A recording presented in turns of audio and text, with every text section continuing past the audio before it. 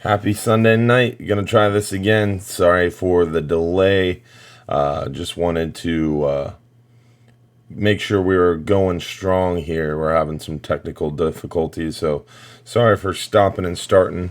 But if you are watching this live, you can skip forward to where you see the video start. If you're not watching this live, just bear with us a few seconds and we'll get rolling here very shortly. Thanks for tuning in. Remember, if you're too busy to go fishing, you're just too busy. We should be just about ready to go. Everything's looking a little bit better here. Nope, still kind of skippy. Michael Kane, Robert Eaton, can you hear me now? How's it looking now? Again, if you're watching this live, you can go ahead and wait a few seconds. We'll get started.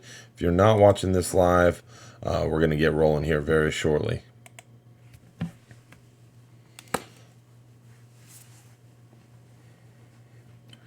Happy Sunday night, guys. Thanks for tuning in. Captain Dylan Hubbard here at Hubbard's Marina.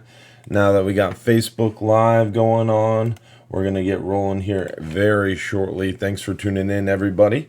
Hopefully you guys are ready for a great show. I know we are. Always a good time Sunday night to do these shows and hang out with you guys. Hopefully you're excited for a good show. You got some comments, questions ready to go for me.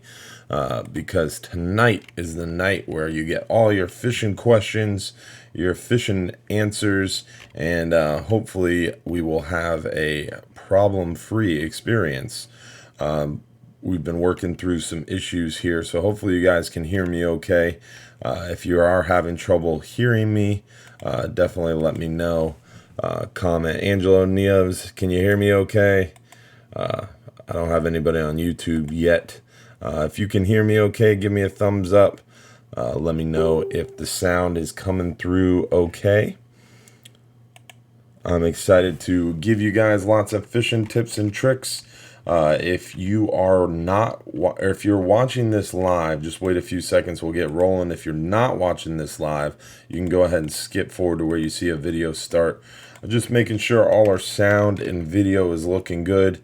If you can hear this, let me know in the comments if you can hear me, and hopefully the video won't be as skippy this week. Definitely trying to troubleshoot those issues for you guys.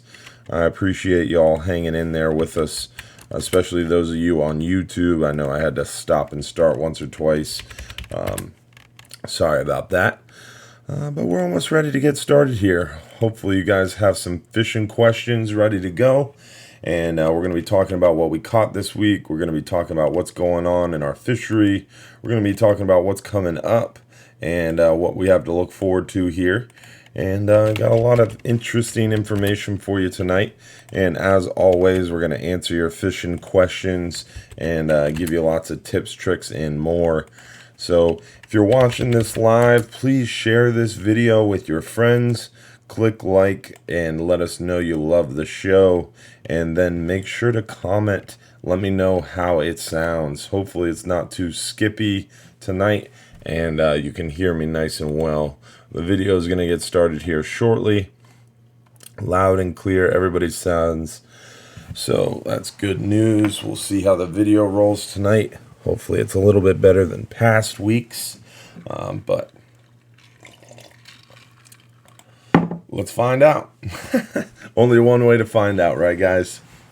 Thanks for tuning in, guys. Hopefully you guys are ready for a good show. We're definitely going to share some interesting information tonight and hopefully answer some fishing questions for you guys and tune you into what's going on right now, what we're catching, and what we're seeing offshore, because the red tide in our area has definitely gotten a lot better. Inside Johns Pass, it's almost completely cleared up now, which is really, really good news. Really enjoying the fact that our area is really, really clear inside Johns Pass. The back bay is a little bit of a different story. We're still having some red tide issues back there, especially around Terra Verde, up in the Narrows, up north towards Clearwater and stuff like that. In the back bays, there is still some pockets of red tide in the area, but As far as John's Pass goes, the water is actually pretty darn clear and pretty much red tide free. Along our beaches is pretty nice. Right now we have an east wind, so that's keeping all the dead fish and red tide effects off the beach. However, with a change of wind, we can have some of that stuff back on us. But for now, we're looking good around John's Pass. So that's really good information. And we've been catching a lot of fish. Even the kingfish and mackerel are starting to show up. It's been a long-awaited fall kingfish run. They've definitely been slow to start this year, unfortunately, with the really bad red tide we have back there at the end of September, early October. Typically, we start seeing those kingfish around October-ish, and this year we kind of missed out on those kingfish in October. But it looks like we're starting to get them now. So around 70 to 90 foot of water, we're seeing a lot of bait, a lot of big mackerel, like 3, 4, 5 pound mackerel. We're seeing some nice kingfish on the 10-hour all-day trips. We're catching a lot of nice fish, and I wanted to show you some of those. So this is from our last 10-hour all-day trip. This is a nice big old gag grouper from the 10-hour all-day. You can see very clearly how white this gag grouper is on its belly. Very, very white, clear belly. What that indicates is the gag grouper have been moving. This fish has been swimming over sand. When it's moving over sand or soft bottom, they get that real white underbelly. So this is a good sign that these fish are on the move. They're coming in from they're coming in from deeper water and moving shallower for the cooler months out of the year. Typically months ending in ER, especially October, November, December, are really good times to target gag grouper. And this is why they move in from deeper water, move into the shallower waters, and they get a little bit more prolific. So this was on our last 10-hour all day. We got this nice big gag. We got some nice red grouper. We got some big kingfish, some nice mackerel. We got some hogfish. We got like 24 big fat mangrove snapper. We got a lot of lane snapper, like 50 of those. We got a bunch of strawberry grouper. We got a bunch of the porgies, gray snapper or white grunts, and sea bass as well. So the 10-hour all day has been doing well. And again, you can see from the white underbelly of this gag that those fish are on the move. They're coming in shallower, and hopefully it's going to be a great rest of our November, December. Our Flying Hub 2's in dry dock right now, getting some new motors put on it. As those new motors come onto that boat, it's going to be hopefully even better, faster, bigger, stronger, and we're excited to put that thing to the test and really get a lot of hours on it in the end of November here, chasing even bigger versions of that gag grouper out in deeper water. So looking forward to the Flying Hub 2 coming back. These 10-hour trips are fishing anywhere from about 60 to about 100 foot of water. This gag was caught anywhere from about 70 to 90 foot of water. So we saw some big kingfish in the area. We're seeing a lot of hogfish. The hogfish bite is starting to pick back up. As the water cools, those hogfish tend to kind of group up a little bit, and they tend to really pick up even more. So definitely looking forward to our kingfish are coming back. Gags are moving in. Hogfish bites getting better. Those are the big highlights of our nearshore fishery right now around Hubbard's Marina and around John's Pass. So we're definitely looking forward to what's to come as the water continues to cool, and hopefully the red tide continues to stay away and not be an issue. So definitely a lot of exciting fishing going on right now inside John's Pass at Hubbard's Marina. The Flying Hub 2, what we're doing with that boat is we're putting big Mercury 350 engines with superchargers on them for our Dolphin boats, for our island trips, for our shelling trips. We really like our Honda Marine engines. They're super quiet. They're super efficient. They work very well to sneak up on those dolphins and for our pleasure cruise style trips. But for that big, extreme, go fast, heavy fishing boat, we needed those heavy duty Mercury Marine engines. So Hubbard's Marina is using the Mercury Marines. Sea Adventure and Tampa Bay Ferry are using those Honda Marine engines. So we're excited to see what these new engines can do on the Flying Hub 2. And we spent a ton of money on very, very unique, super high-tech bottom paint on the Flying Hub 2. The Flying Hub 2 is definitely going to have some of the most unique bottom paint that you can put on a fishing boat. It's the same bottom paint that they use on those 6, 7, 800 foot ships. It's actually this almost polymer style bottom paint, and once it's coated, it takes multiple coats, and you have to be practically a chemist to get this stuff to work. But once we get it on the vessel, once you get it wet, it's like you took when you were a kid and you had a slip and slide and you took Dawn soap and got it all soapy. That's how slippery this bottom paint is. So it's definitely going to be really exciting to see that. It's definitely going to be really exciting to see that boat get back into action and start getting used with those new motors, new bottom paint. Plus, we're taking a lot of weight off the Flying Hub 2 as well. So it's going to be hydrodynamic. It's going to be have a lot, hopefully, more reliable power, and it's going to be a lot lighter. So looking forward to getting the Flying Hub 2 back around, hopefully around November 11th. For some Flying Hub 2 extreme trips for the second half of November. And the second half of November is my favorite time for those big gag grouper, especially around Thanksgiving. We have a great opportunity to catch tons of big gag grouper, and we have lots of light loads on the backside of Thanksgiving. November 27th, our 39-hour only has 8 people on it. November 30th, our 39-hour only has 22 people on it. And then December 4th, we only have 10 people. Those trips are going to be awesome opportunities to catch lots of big gag grouper if you can get them out of the rocks. It's going to be a great time for sure. So make sure you guys comment with your questions and click like on the video if you enjoy our live stream shows. I know it's a little skippy tonight, and I apologize for that. We're working on it, and hopefully we'll have that fixed by the show next weekend. But hopefully you can hear me loud and clear if it's a little too skippy. Yeah, so a few people are saying the video's freezing on them, but you can hear me good. So I appreciate for that feedback, guys. We are working on the video issues, and again, we should have it addressed for next weekend.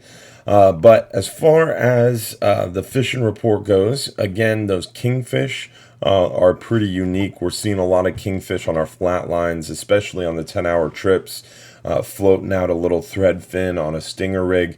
My favorite's about 34 to about 45 pound wire around a number 3, number 4 black metal treble hook with about a 2/0 or maybe even 3/0 J hook, and about 6 inches between that J hook and stinger rig. And you hang one of those big thread fins by the nose on that J hook and put it up underneath a balloon and let it float out. And it really tends to get destroyed by either a big mackerel or a big kingfish. The kingfish are definitely starting to show up, and it's a great time of year to go out there and target some of those kingfish, especially while you're bottom fishing, because you got a party boat out there anchored up and you got all these people dropping down dead baits, and it creates kind of like a natural chum line. So you have one of those flat lines out there on a balloon, and it tends to just really get the kingfish excited. Smokey's been doing a lot of that.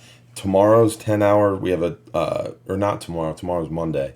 Tuesday's 10-hour, we have the perfect weather conditions really, really conducive to dropping out a flat line. And Smokey is very excited for the 10-hour Tuesday to get some big kingfish. And Captain Frank is running the boat. He's really excited to go after some big hogfish. So it's going to be a great trip Tuesday and another one Thursday. So definitely a great time of year to get out there and enjoy those super light loads on our 10-hour trips right now and catch some of those kingfish. Robert Eaton said, how did the veterans do today? We took a big group, about 37 veterans from Student Veterans of America out fishing this afternoon, and they did very well. It was a great day. It was beautiful weather. We just had a front blow through, so basically we've had really bad weather. Wednesday, Thursday, Friday, and then Saturday was really bad. Today the wind shifted out of the east, and because the wind shifted out of the east, we had beautiful conditions offshore. It was only 1.5 foot this afternoon. It was about 2.5 foot this morning. So definitely beautiful conditions for sure. But this morning we did pretty well, especially for how murky the water is. Basically, as these fronts approach, the fishing is really good as that front approaches. But then as the front gets here, the wind gets blown up, the waves get blown up, the water gets stirred up, the barometer takes a dump. All those things lend themselves for terrible fishing. So the fishing is really good up until that front comes and that barometer takes a dump. But then once the weather gets bad and you can't get out there to them, the fishing gets bad. But luckily, this front kind of switched it up a little bit. The wind shifted out of the east. It got nice again really quickly behind the front. But just because the wind and seas calm down does not mean it's time to go fishing. Because behind a front, the wind and seas have to calm down. Then it takes a little bit while longer for the water to clear up.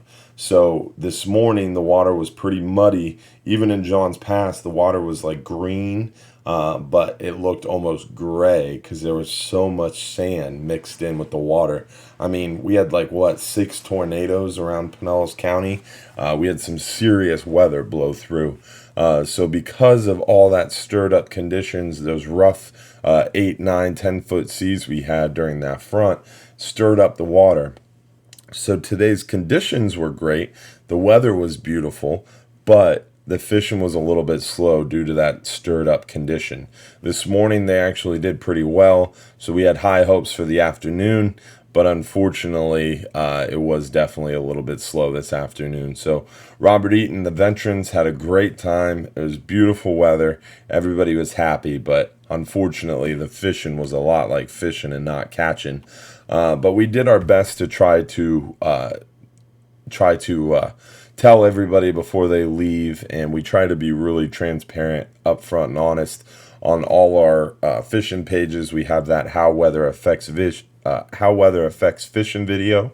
That's on our confirmation emails as well, and I try to explain it in the pre-boarding seminar as well. But sometimes people just think the weather's nice, the fish are going to be biting, and that doesn't always hold true, especially behind a big front where this water's really stirred up and milky. It doesn't always mean that there's going to be good fishing. However, Tuesday, tomorrow's probably going to be a little bit better than it was today, and it was decent today. It wasn't terrible, but Tuesday should have plenty of time. The water should have cleared up nicely. It should be back to pretty darn clear by that time. And once that water is cleared up Tuesday's wind and seas conditions are going to be nice. So it's going to be a great opportunity to get out there Tuesday. So if you were thinking about going offshore fishing, Tuesday is going to be the day to do it for sure. And it should be a great opportunity to catch a lot of big fish as that water clears up Tuesday. So, long story short, Robert, they had a good time, but the fishing was a little bit slow this afternoon for the veterans. But it was always good to see the veterans come out, and taking 37 of them out fishing today was a blessing for sure. So it was pretty cool. Let's see here.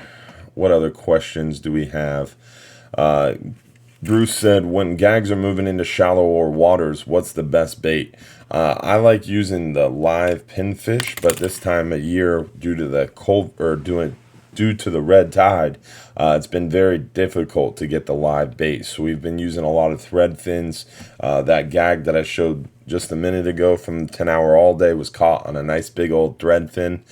Just cut the tail off and drop them down there on a big hook, and hold on tight around those rock piles or ledges.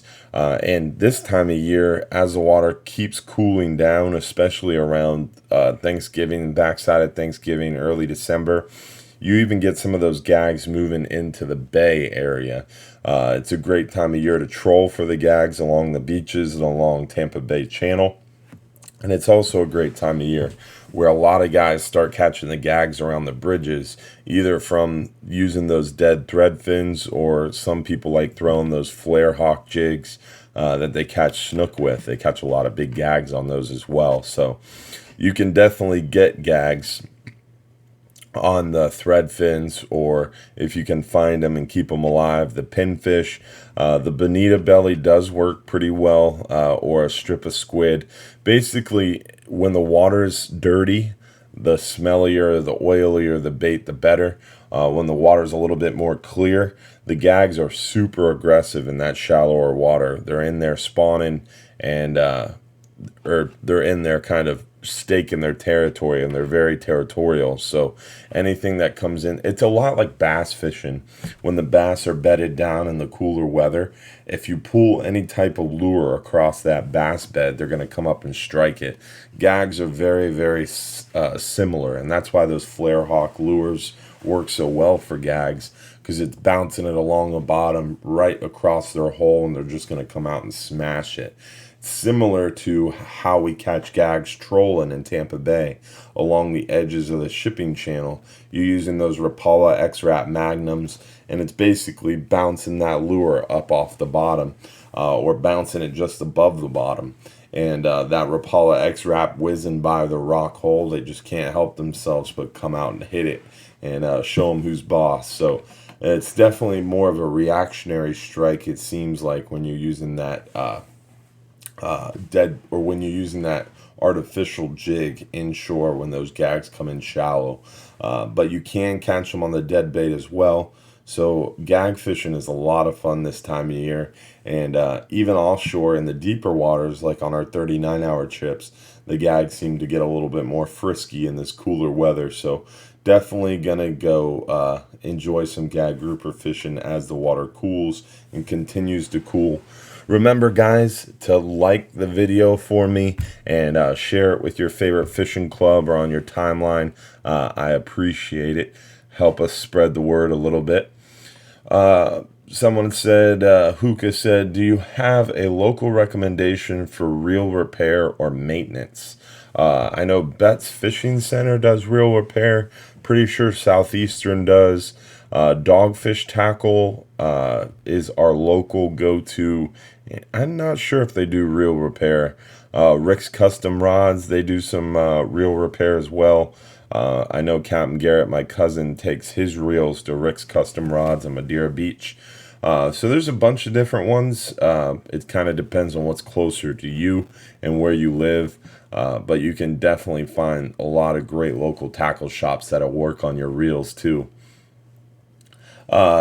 Someone said, Mr. Yellick said, was there a 39-hour trip this week, and how did they do? We did not have a 39-hour trip this weekend. We were supposed to have a 63-hour trip this weekend, but unfortunately that cold front with 5 to 8 foot seas kind of put a damper in that. And I'm kind of glad we didn't send it out with all those tornadoes that came through. It would have been a little bit of an interesting ride in 1,000 foot of water. To have that super strong storm go by you in such deep water would have been a little sketchy. So we did not have a long range trip this weekend, but we will have a 39-hour trip coming up this weekend, and hopefully it's going to be another great one. Those 39-hour trips have been doing very well. We did a 44-hour trip. We've been averaging about 20 to 30 keeper gag grouper, and that number should get only better and better.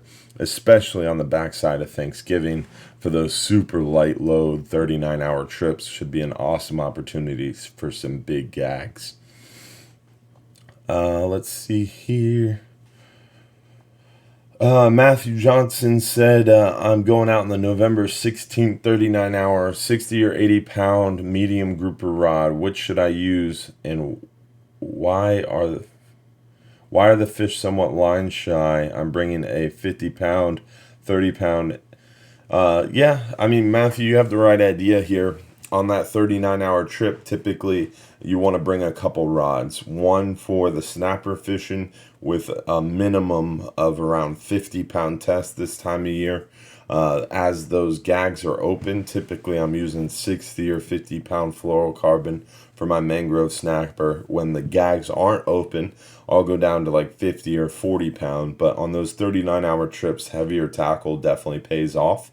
So I'd probably stick to about 50 pound for the mangrove snapper at the low side, but you might want to bring some 40 and 30 pound if they're a little leader shy, but typically you have no problem catching fish on that 39-hour trip.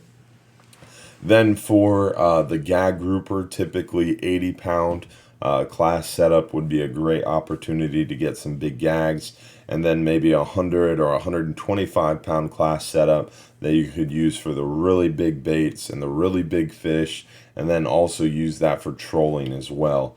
The only other thing you might want to think about doing is bringing a pitch rod, because you never know when a school of tuna is going to come flying by the boat, or you might want to have a flat line out. So that's the only thing I didn't see you mention. And the cool thing about the website, Matthew Johnson, is when you're at hubbardsmarina.com, you can go to fishing trips. Under fishing trips, you can see all the different trips. On our 39-hour page, we have a video that we created called How to Pack for a 39-Hour Trip. With my goofy face right here. And this video is a 25-minute video, Matthew, that's going to tell you everything you need to know and more about doing that 39-hour trip.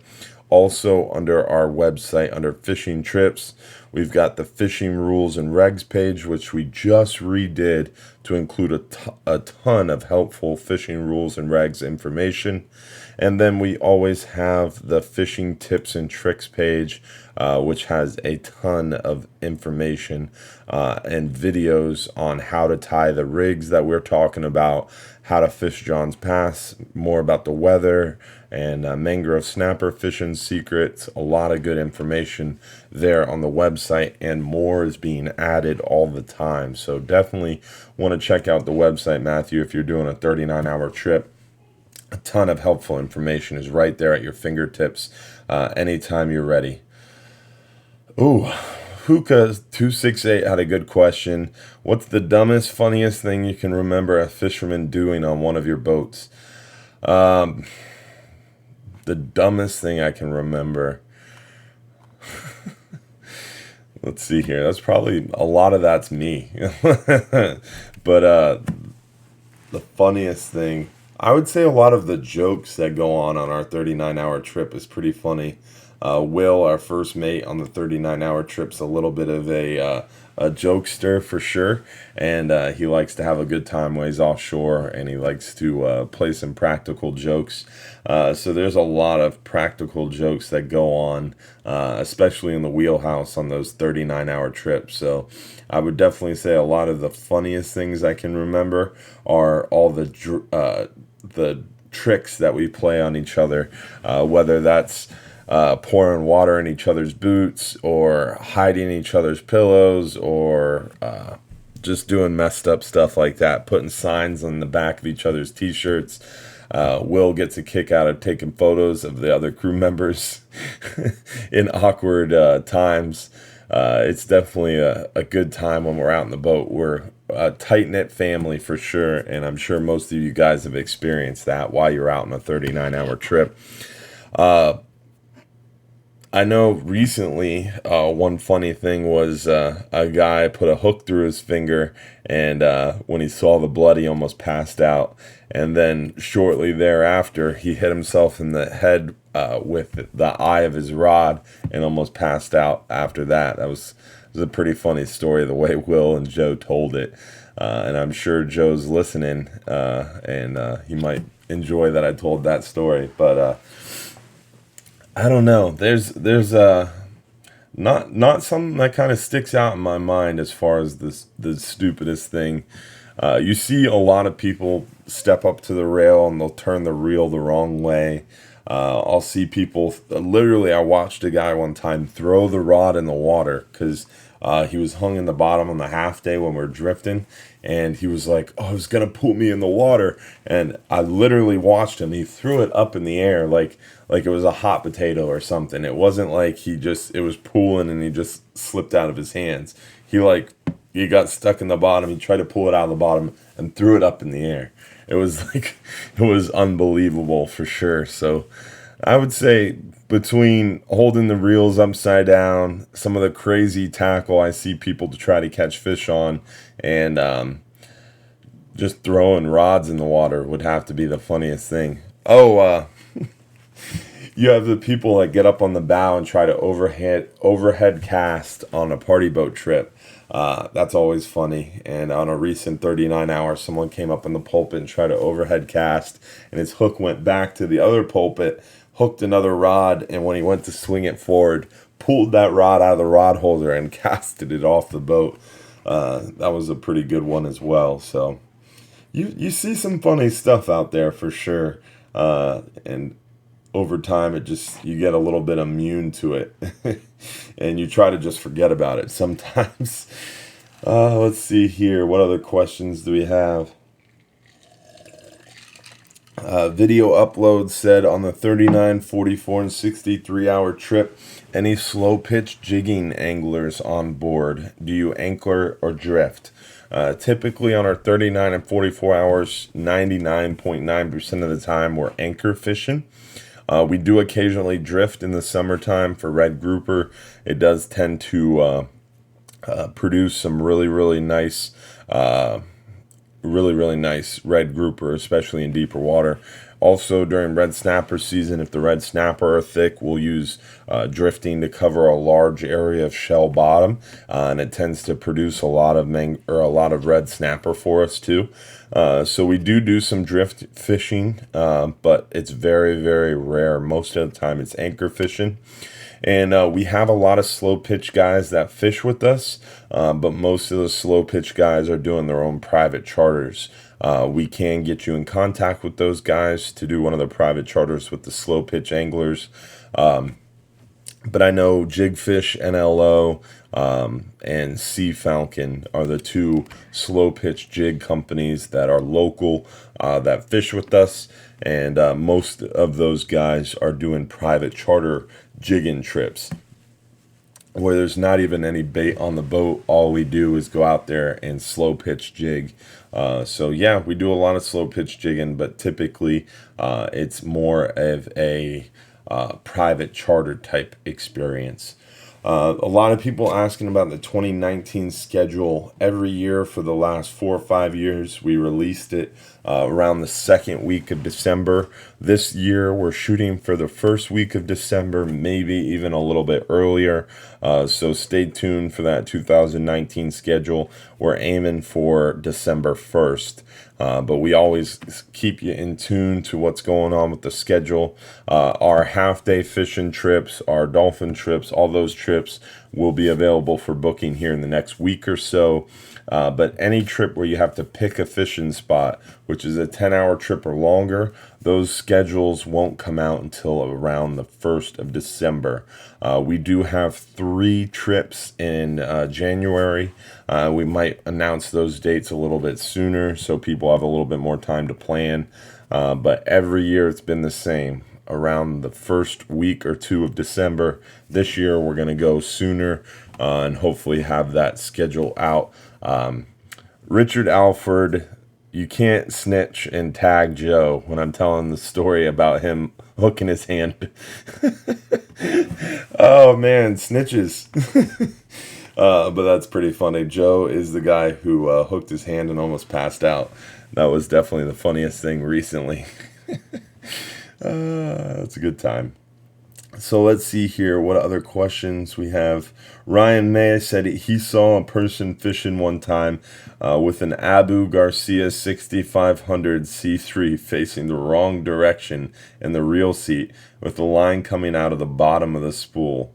The rod was oh man, so they had a conventional reel and they turned it backwards on the reel seat so they could reel with the wrong hand.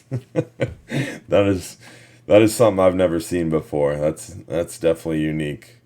If the conventional reel's the wrong way, just flip it on the reel seat and have the line come out of the back of the reel. That's a good one, Ryan. Haven't heard that one.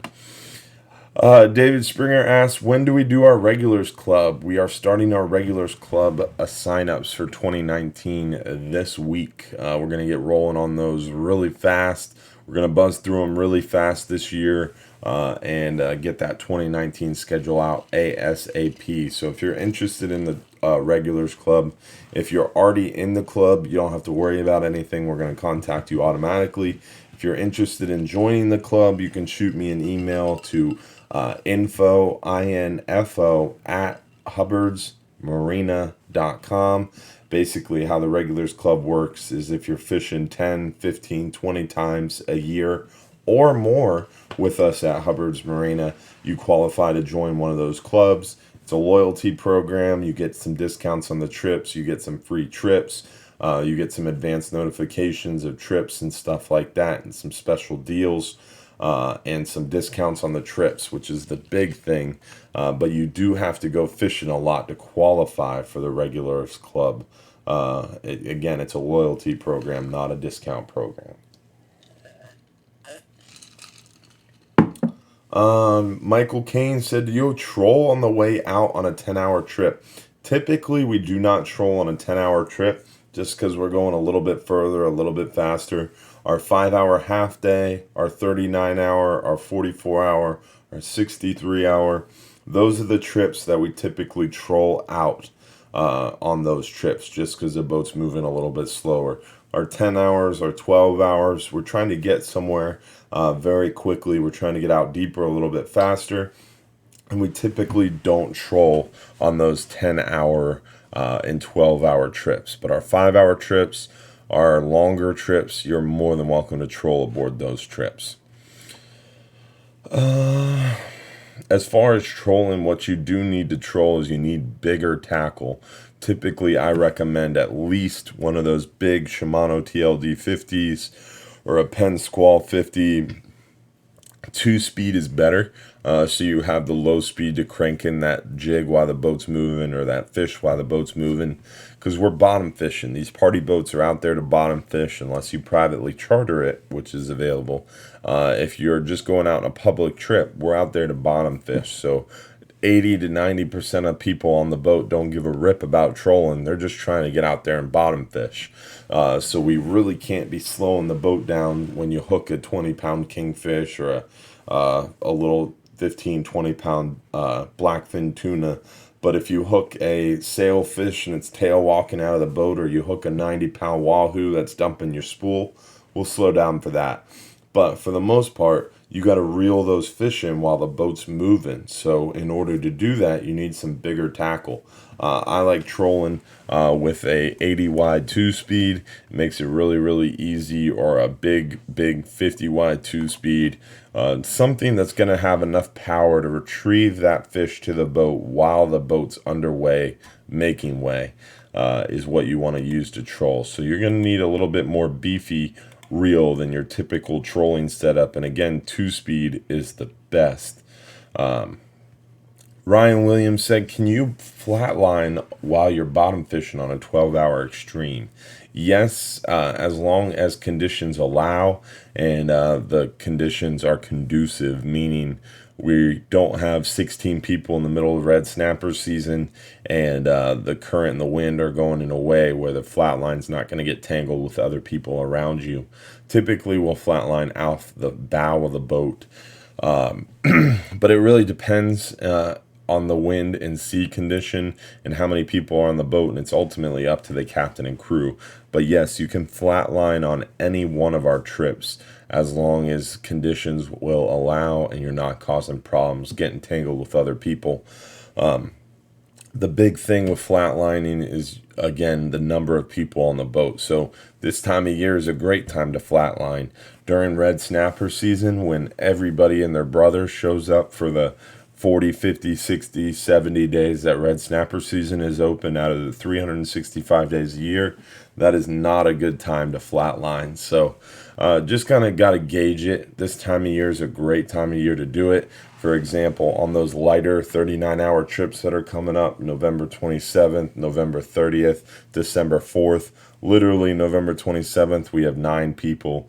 December 4th, we have 10 people. Those trips will get enough to go, guaranteed, but they're going to be super light loads. So that's a great opportunity for you to drop down a flat line and go after some of those fish. Remember, guys, comment with your questions. Make sure you like the video for us. That helps us a lot. And share the video with your friends. Let's see what other questions we have here. We've been answering a lot of questions off YouTube. So we're going to jump back over here to Facebook and see what other questions we have here. Garrett Easley said, any tips for trolling for kings with big plugs, X-wraps, or maybe some hogfish rig tips? A lot of that we covered last week in the live stream show, Garrett. So you can always watch back if I don't go into enough detail for you. But the big thing with kingfish is you want to, they're a fast fish. They want something that's going to be flashy. They want something that they're going to be able to come up and smash.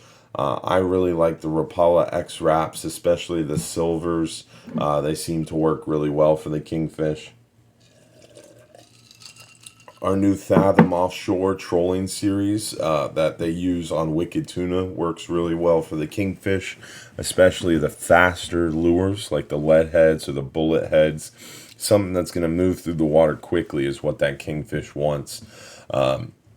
Definitely a little bit slower year for kingfish, just because of the fact that that red tide kind of kept the bait away, and it's been a little bit tougher to get those kingfish to bite. But there's a lot of options for the kingfish, and most of the time what we see the kingfish on in our area on our trips is on the flat lines, when we're flatlining out those blue runners on the kingfish rigs, which is just a stinger rig, or floating out one of those thread fins on the stinger rigs. That's typically how we catch predominantly most of our kingfish. But near shore, the first 20 to 30 miles, we see a lot of kingfish just simply on the planer and spoon setup. And then further from shore, we catch a lot of kingfish on the Rapala X wraps, and then also the skirted plugs, like the Fathom offshore skirted plugs we have in the shop, some of those island lure skirted plugs we have in the shop. Anything that's moving quickly, lead head is gonna definitely help out for sure. Let's see here. What other questions we have here? Colton Watkins, what's up, buddy? Thanks for tuning in. Big old fishing fan there. Always good to see the young anglers getting hooked on fishing. What's going on, Colton? Miguel Sanchez said, what's the best rig for yellowtail fishing? Yellowtail fishing, less is more for sure. Yellowtail fishing is huge in the Keys and around the reefs and stuff like that. In our area, we catch yellowfin, or yellowtail snapper, yellowtail snapper out there in deeper water, 120, 130, 140, 50 foot of water even. And most of the time we're catching those while we're targeting mangrove snapper. So my favorite yellowtail rig would be something like a double snell rig with either shrimp, or a double snell rig with a chunk of squid, or most of the time, 99.9% of the time, when I'm out there fishing, I'm using a double snell rig with that sardine plug. Cutting the head, cutting the tail, trimming the belly of a thread fin is what I call a sardine plug. also a thread fin plug. And that chunk of meat, you drop it down there and you're gonna get something to bite it. Whether that's a huge margate, a big porgy, a mangrove snapper, a yellowtail snapper, whatever it might be, red grouper, gag grouper, you can catch them all using that thread fin plug. So it's definitely one of my favorite baits to use. But mangrove or yellowtail snapper, the big flags, they'll bite a little square of squid. They'll bite some live shrimp. They'll bite a little bit of everything for sure. So definitely mangroves or yellowtail snapper in our area are a little bit hit and miss, and it's kind of hard to target them necessarily. You can chum them up if you're in an area where you have a bunch of yellowtail snapper. A lot of times it looks like a big bait show above the wreck. You can chum them up to the surface and then free line for them like you do down in the Keys. I've been on trips where we're in 120, 140 foot of water and we have yellowtail snapper up at the surface just like they do in 40 foot of water in the Keys. So you can target them, but it's definitely a little bit different than most people fishing for yellowtail snapper. Art Hill asked, are you guys getting into any kingfish on the 5-hour trip? We don't see a lot of kingfish on the 5-hour trip this time of year. Or we're not seeing any kingfish on the 5-hour trip yet this time of year, just because unfortunately our kingfish run has been a little funky. Typically by now we would have caught 2, 3, 4 dozen kingfish on our 5-hour half days, but the fall kingfish run was definitely a little bit screwed up due to that red tide condition. We're just now starting to see the kingfish show up in the area, and we're hopeful that they'll be around for a while and we'll start seeing them on the 5-hour trip. But our 5-hour half day right now is fishing about 11 to about 15 miles from shore. So we're fishing a lot deeper than we typically do on a 5-hour half day, taking us a little bit more time to get out there. We're running the boat a little bit faster, so we're not trolling as much. And then once we get out there, we're trying to maximize our fishing time, so we haven't been doing too much flatlining. On the 10-hour all day, we have more fishing time, more flexibility. We've been seeing more kingfish. So definitely kingfish, if you want to catch a kingfish, 5-hour versus 10-hour, the 10-hour is the way to go. We have more fishing time. We have more time to soak a spot for those hogfish. And a lot of times when you're soaking a spot for hogfish, you got to fish on a spot for 45, 60 minutes because you have to get all those other fish, those aggressive fish, those gray snapper, porgies, sea bass, lane snapper. You got to get all those fish out of the way, and they got to stop chewing before you can start getting those hogfish to chew.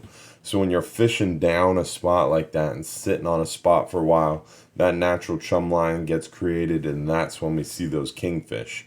On a 5-hour half day, we don't have time to sit on a spot for 45 minutes. We definitely don't have time to sit on a spot till the bite dies so we can drop down some shrimp and catch a few hogfish. On the 5-hour half day, we're hitting and moving. We're trying to go quick. We're trying to maximize the amount of fishing or amount of fish biting the hooks and giving an opportunity to catch those fish. On that 10-hour all day, we have a little bit more time for those advanced anglers to kind of dial in on what they want to catch. Basically, our half day trip's kind of more of our beginning angler's trip.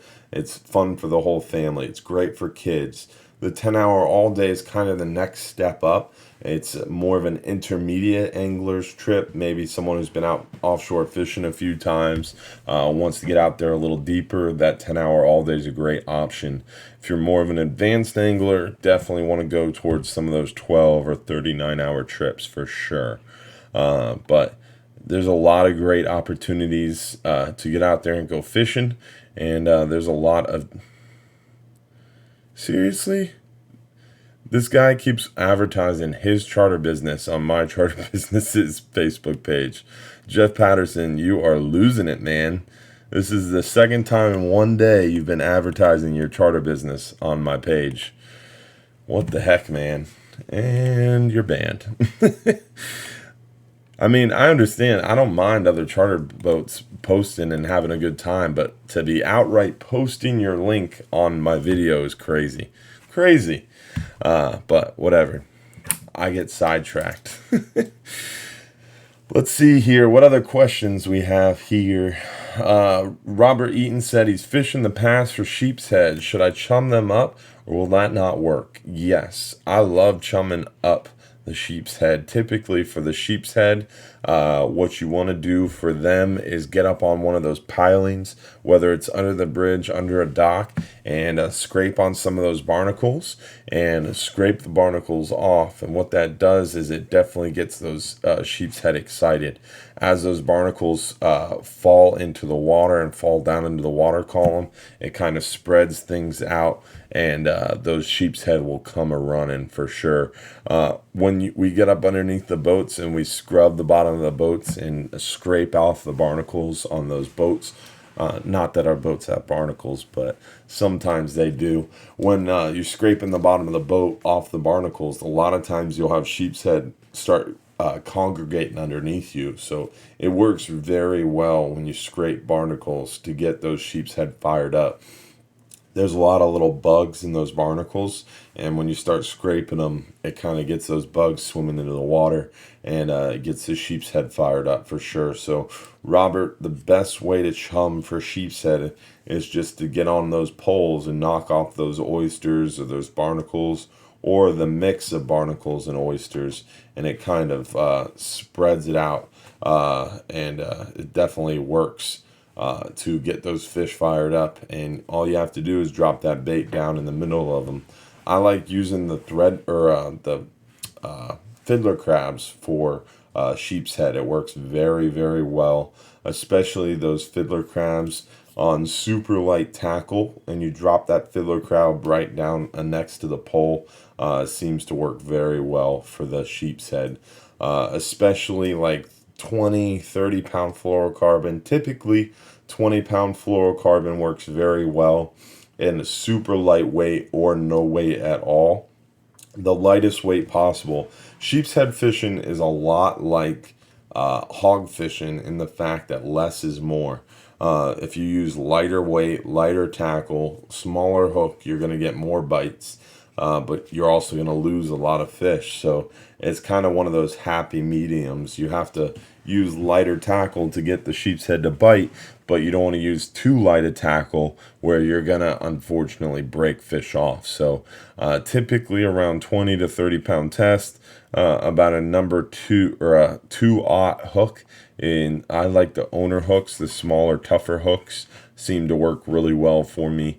And then a fiddler crab or a chunk of oyster or a barnacle or a sand flea or a piece of shrimp seems to work very well for those sheep's head. So hopefully it's between scraping the barnacles, scraping the oysters, and dropping some of that bait right along that pole, you'll have an opportunity to catch some great eating sheep's head this time of year.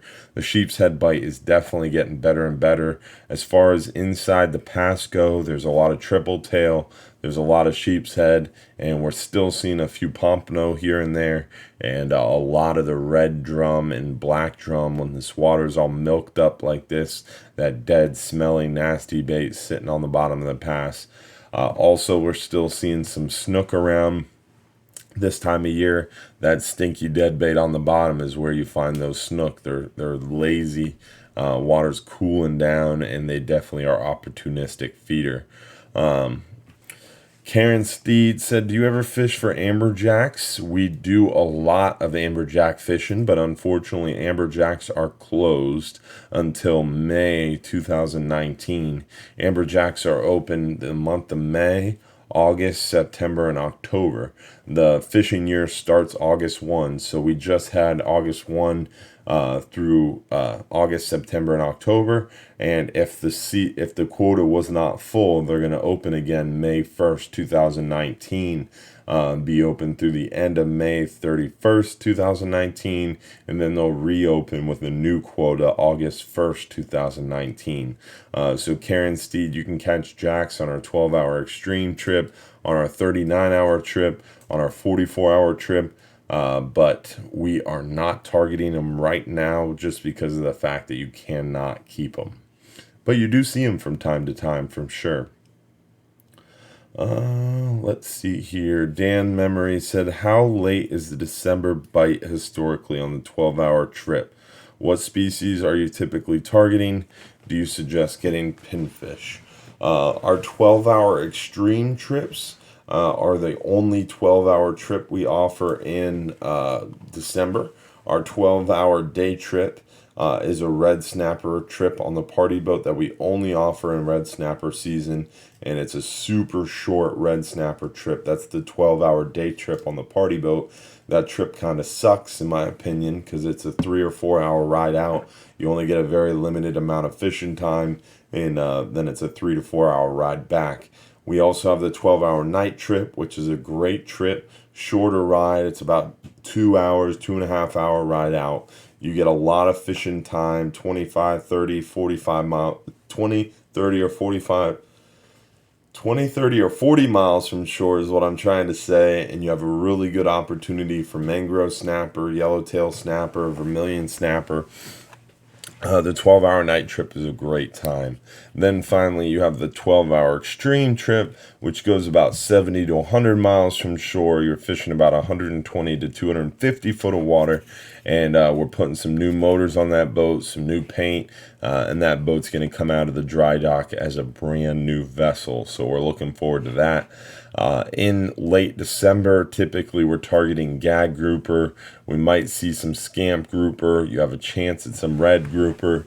And then we always catch a bunch of the snapper species as well. Typically the tuna bite is pretty good on the flat line or the troll.